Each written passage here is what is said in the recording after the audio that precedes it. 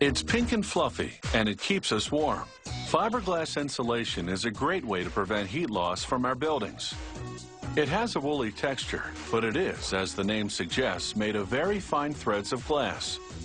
That's why it's sometimes referred to as glass wool.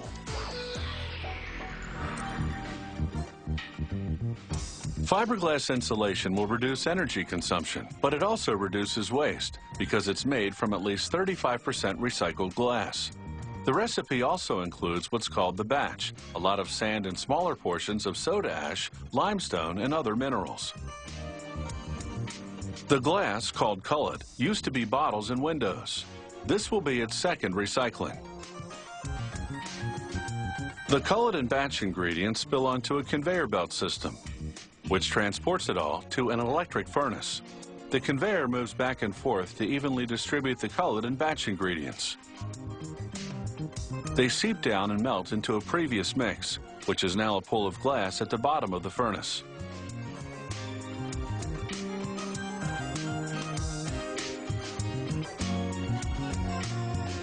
The glass liquid now flows out of the furnace and into sloped channels.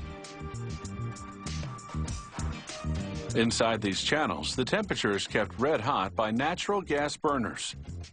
This keeps the glass mix in a liquid form as it oozes out of the holes in the bottoms of the channels.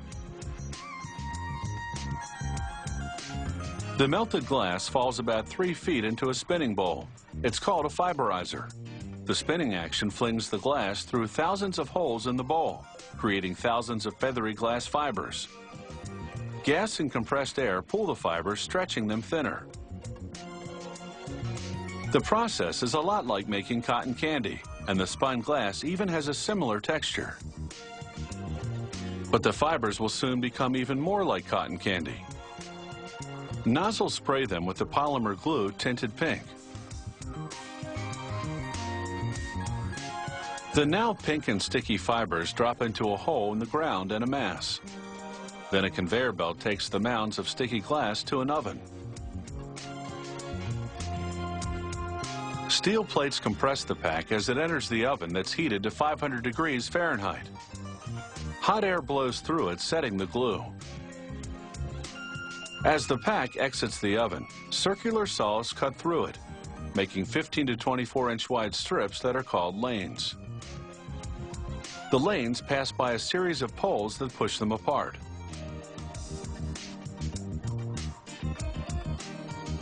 Next, an inkjet brands each lane with a number that conveys the R value. R stands for resistance to heat flow. It's a measure of how well the insulation will stop heat from going through the roof, and your energy bill along with it.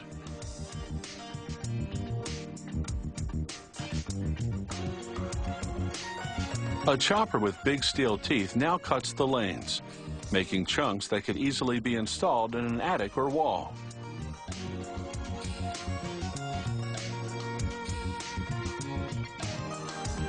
After chopping, the conveyor belt accelerates, transporting the fiberglass bats to the next station.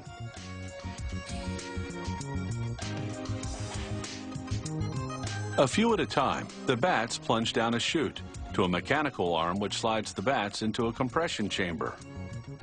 There, a hydraulic ram squishes the bats down, reducing their bulk 5 to 10 times. This compaction will make them easier to transport.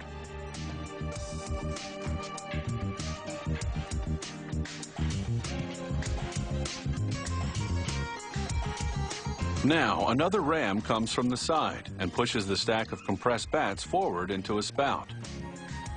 The spout is a hollow bat-shaped frame. A worker pulls a plastic bag over it. Then the ram pushes the fiberglass insulation bat into the plastic bag, and the process begins again.